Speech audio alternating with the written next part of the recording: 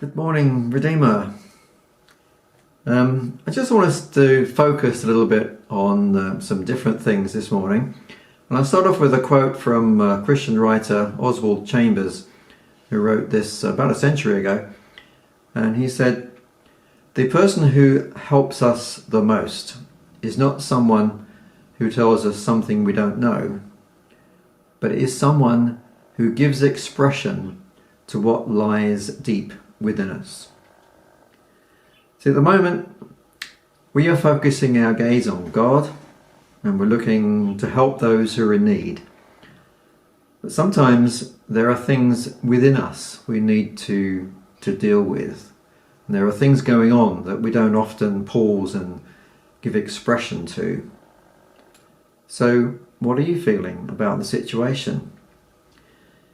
Many of us will be experiencing some form of grief. There'll be some who actually will be going through the process of grieving for a loved one.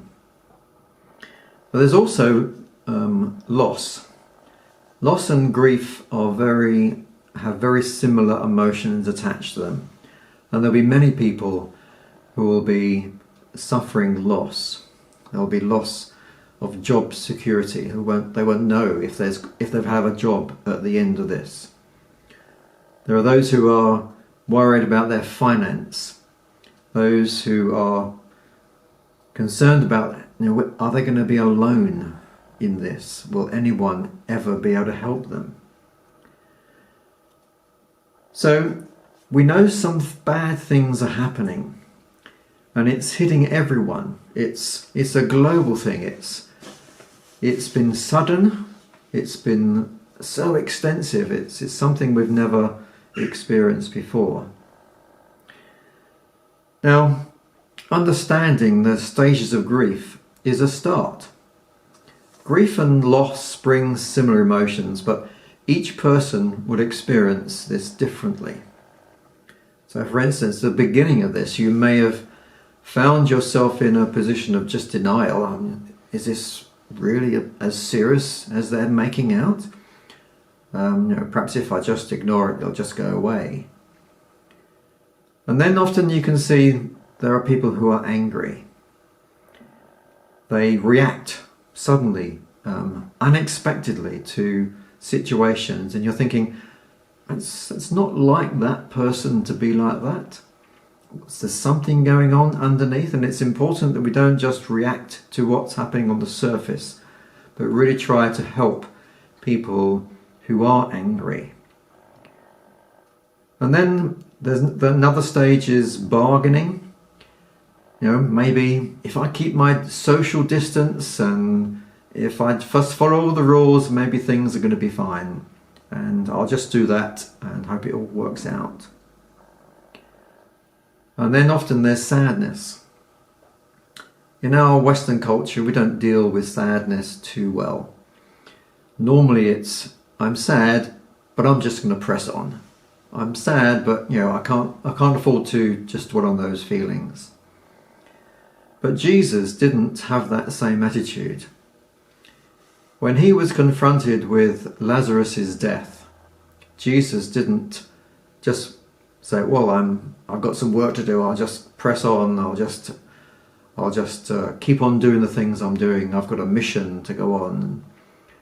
No, he actually paused and he wept. He shed some tears.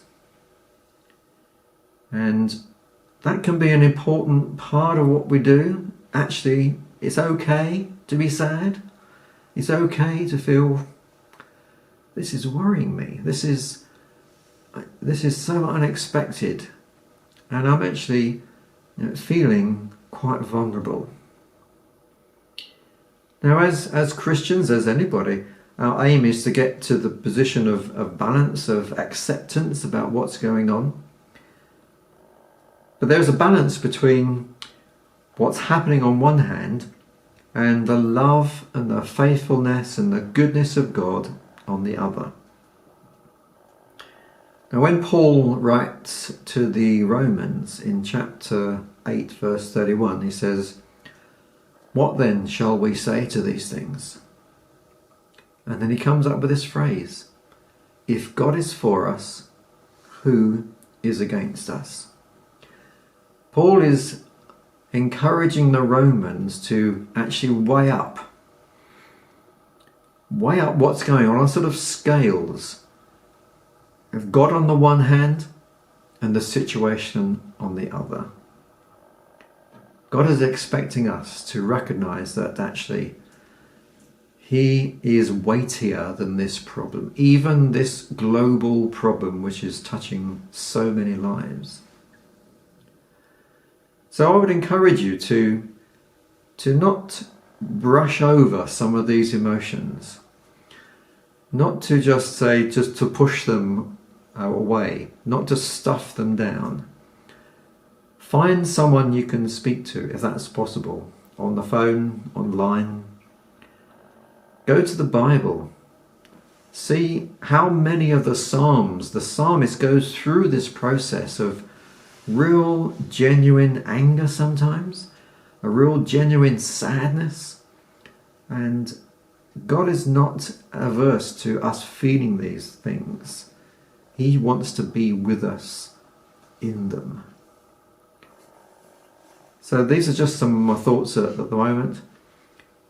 If you would like to get in touch, you can do that through the Redeemer office, and if you need someone to talk to, we can find someone for you to talk to. Okay, bye.